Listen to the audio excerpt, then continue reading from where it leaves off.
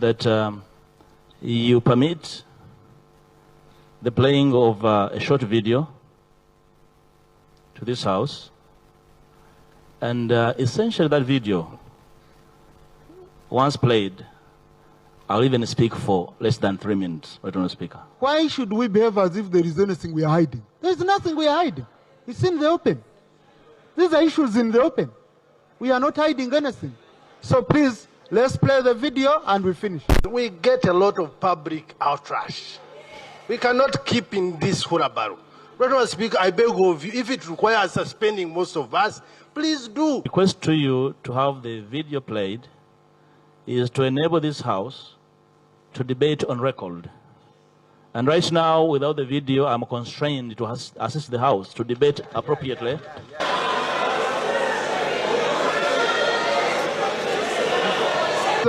I'm going to suspend the House for 10 minutes.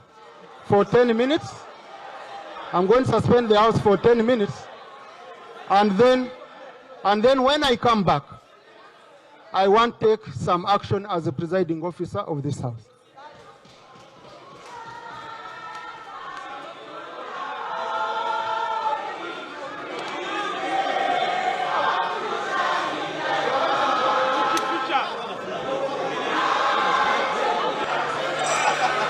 Honorable colleagues, I invoke my powers under Rule 89 for over rules of procedure, suspend the following members for 3 days. Number 1, Honorable Nambooze. Number 2, Honorable Zaake. Number 3, Honorable Franka Kabuye. Number 4, Honorable Joyce Bagara. House adjourned to tomorrow at 2.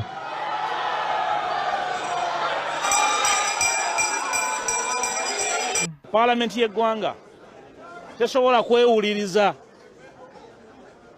kwewuliriza ku nsonga ezitalina kyekubiira, ensonga ezikwata ku ddembe ly'obuntu, ezikwata kubuzaawo abantu, kutulugunya abantu, obutawa amateeka kitiibwa n'obutuwa ssemateeka kitiibwa. Ebibaddewo olweggo olwaleero omuli okuyimiriza abaka entuula 3 ndowooza bya bulijjo. Sirowooza nti biyinza okuyiggula omubaka yenna, ndowooza ebyo bya butaliimu. N'ekyokusalirwa nti Parliament y'eggwanga ababaka abamu ngenda kwongera okutegeera wa gye baabalonda. Otasobola kutegeera nti ensonga y'okutyobula eddembe ly'obuntu esobola okutuwa ku buli omu era terina kkala. Kwatamu bannayuganda engeri gye bakwatamu abakulembeze, engeri gye beeyisaamu nga Ministry of Internal Affairs bwerese ripooti yayo ng'ejjudde obulimba ne tuga kati katubijjeyo babirabeko bulungi nnyo. So kati bo balowooza nti bagenda tutiisatiisa n'otugoba, tetugenda kutya. Ekifuula mwami tayeebwa sipiika naye MP nganze ekimufuula sipiika aweebwa ekitiibwa luluzi bw'azimenya luluzi kasita ozimenya tezisobola kusigalawo zikuuma sipiika. Ekyokuba akadde nkakubye lwakuba sipiika yeegase n'abenaalemu ne batandika okuwoggana nga ffe abaagala okuteesa weetuli.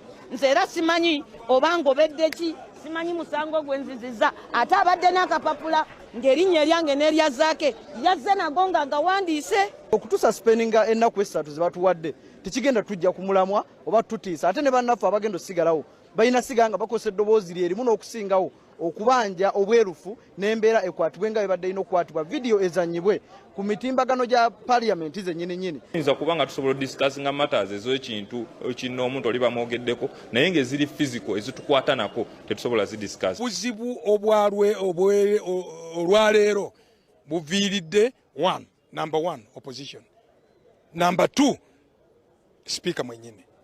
Speaker alina indecisions. Owulidde awo ng'agamba nti nno sijja kususpendinga house today, ate mu dakika 3 zokka n'asuspendinga.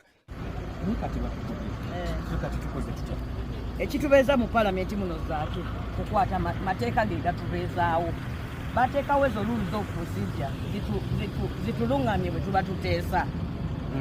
Tayeebwa naye baamulondanga ffe naye mubaka wa kitundu. In fact nze naawe twamusinga n'obuntu. Tulina ne mandate nnene nnyo okumusinga kubanga ffe twawangula mu bibuga ebirimu abantu abasinga ababa abamulonda 13. Omuluka gwange gumu gwenkana constituency eyo.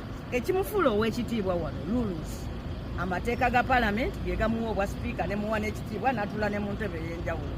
Bw'ava ku mateeka, amateeka bwe gavaawo naye taba sipiika. speaker kakati bwe bibanga byakukozesa bubi mateeka naffe tumugobye yes kubanga naffe tetukyamuliko organizinga nga speaker wakumala zino ennaku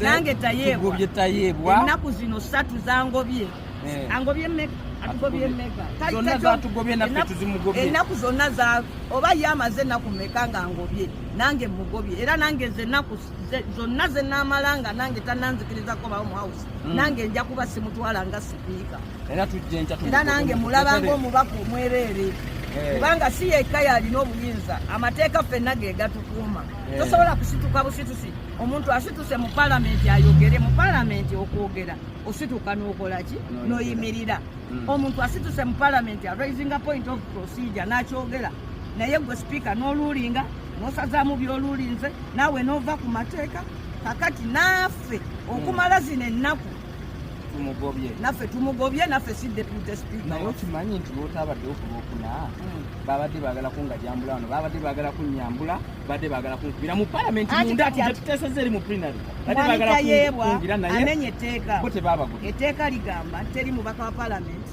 anaategekanga kwekalakaasa munda mu palamenti olwaleero bakkiriza kinyamatama n'aleeta wano okwekalakaasa likodi eraga nti palamenti tewulira luganda buli kiwandiiko kya palamenti kyonna kiteekwa kubeera mu luzungu gwe baleeta wano teepu mu luganda nga naye yennyini tayeebwa talumanyi tayeebwa tamanyi luganda ngezezaako emirundi mingi tasobola wadde n'okubuuza tamanyi luganda n'abasinga obungi mu hausi tebamanyi luki basinziira ku vidiyo eri mu luganda nga tebafunyeewo interpreta ne bagisinziirako okusindika muki kakiiko k'ebyempisa oba bakusindika mu kakiiko k'empisa bw'omu tujja genda babiri era njagala kusaba ababaka ba palamenti bonna abalumirwa nze ngenda kubeera bubezi wiipu era ngenda kweyanjula ewalida opposition nze nkulembera ababaka abagenda ne Zaake mu komiti ya mpisa kubanga nze Zaake bye yayogera nange mbikkiriza ti kinyamatama si mubaka mulungi taleetangayo wano ku kiteeso yabba akalulu obadde omumanyi kinyabiki asaana akwebaze n'okwebaza Zaake bw'oli muvubuka nze mbadde simanyi nti namusomyeko nendaba ebikolobero bya zaakola neŋŋamba wamwogeddeko akalulu si mulonzi wa Rakai ate era bagambye mbuno wamuyitani ate obadde okimanyi nti nno alina oluganda alina abaana baweyani simanyi kakati twagala ffe tetwagala kuyingira namu ebyo nawe baluma nawe oli omu ku bakyala abalumiddwa oba nze njagala kugamba abaka abakyala abayimiridde ne Zaake ffenna ku lwokuna batuyise mu kakiiko simanyi ate omukulu bw'agenda kikola kubanga agambye nti ebyokuleeta teepu abijjeewo abitaddeko n'akakiiko naye ate omusango gwa Zaake ate gwo tannagujjawo naye ate nga nina okujja mu kakiiko bangobye ate nga nina okujja mu kakiiko ye yennyini alabye obuzibu obuli mu teepu ze yakkiriza n'agamba kaziteekeko akakiiko akakiiko akeetaddeko yekka kuba agambye ye yakola ki ensobi etabangudde palamenti n'olwekyo tayeebwa naffe tetukubalanga sipiika okutuusa lwonna otukkiriza okomawo mu palamenti naawe ogobeddwa omuweereze mu kakiiko k'empisa naawe bakutwale mu kakiiko k'empisa naye ffe tukulopye wa Katonda waliwo neyabba amabaati nze tayeebwa nkulopye wa Katonda nze nkulopye wa Mukama ne mu kkooti y'abantu b'emukono omubaka w'abantu asituka atya okulonda ekifo ky'okumwebaza gw'oyagala bakinyamatama abatayogera mugenda kuswaza ekitiibwa kya paliamenti ya Uganda muddene mukati kubanga twakalaba incidences biri nga paliamenti ya Uganda ezikwatako era ng'ezikolako n'obukambwe bungi ng'ate zaali zihappeninze outside parliament. Omulundi ogwasooka baatulaga Zaake ng'alwanagana ne Ani Among speaker of parliament ya Uganda era n'aweebwa ekibonerezo kooti kye yajjawo nti kyali kya bumenyi bw'amateeka kubanga omusango gwaddizibwa outside parliament. Ate ekirala era Zaake ne tulaba nga bazannya akatambike akeera akaayi ng'alwanagana ne girlfriend we Nyamatama. Kaakati ensonga y'emu aba oludda oluvuganya nabo ne bajja ne bagamba nedda nga bwe bazannya akatambika Zaake mu parliament tubadde tusaba naffe speaker muzanye akatambi ka Kyagulanyi nga bamukwata ku kisaawe Entebbe. Awo nno kunama we kwaviiriddeyo kubanga bemubeera nga mwazanya akatambi ka Zaake. Bw'abeera nga Zaake omusango ng'alwanagana ne Anita gwayingira mu parliament, kiki ekyabagaanyi okuzanya akatambi ka Kyagulanyi engeri gye bamukwatamu mu parliament ku kisaawe Entebbe? Kati nno ekyo kikulaga bulazi nti parliament ya Uganda erina kyekubiira. Banalakayi mwenna bannakyotera Buyamba Kirunda Maliga Manya Miti ebiri mbalamusizza. Bino ebigambo byange Munalakayi munnammwe nga njagala okubategeeza Bannayuganda mwenna abali ababuukidde eky'omubaka waffe omukyala gwe bayogeddeko actually gwe basisimudde n'omwami yennyini gy'aviira gwe basisimudde. Singa Zaake abadde teyaboogeddeko twali bawulidde ddi nti mu parliament babaayo. Olwo tumanyi n'okumanya nti bagenda bali bweru wa ggwanga bali eyo bali mu kwerira ssente, kumbe babeerayo mu siitisi nga batudde basirise babunidde amatama. Ebyabavumye na bitono ku bye tugenda obavuma nga mukomyewo. Twabawo obwesige gwe mukazi gwe wajjango tulonze muto kumbe tulonze mu ssiro. Abakazi bali mu ggwanga muno ababonaabona mpulira n'obusungu bwa kika kya gulu n'amaziga gankulukuta mu mutima. Abakazi abali mu Uganda muno ababonaabona, abakazi bali ekasese babatambuza babambudde. Eyo mwennyini Rakai abantu basula ngambwa, abantu bazaala bubi bazaala ngambwa ku kitooke. Ngoddawo oyogera mbu simanya bakugambyeko. Totobereyo ng'otudde kiki ekikutwala? Si busente bwa mu bwa kokasi obwa NRM okosi kwetunda bw'oba ogenze mu parliament oyagalayo busente bwa kokasi na busente bwe babawa muyise bisemateeka mugambe nti yes wano mukaba mu yatugamba okumulondera omuntu opposition ateesa tumulondera NRM ayina yes mukama nga buli ekijja kyonna yes.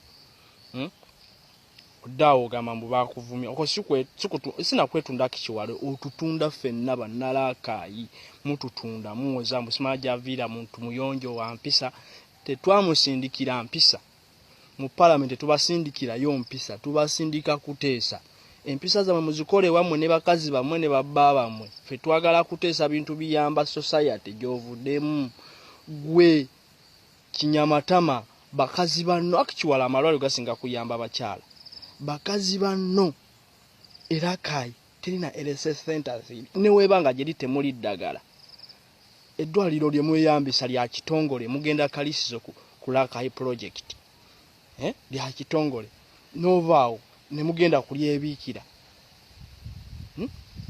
enguudo kuva Rakai okuva ekyo Masaka paka wammwe akichwalo mukazi anza n'okuzaalira mu kkubo nga tonnamutuusa oddaawo zambu bakuvumye ebyo bina bitono bye kube tugenda kukuwa level mpozi todda waffe fe twakulonda fe tugenda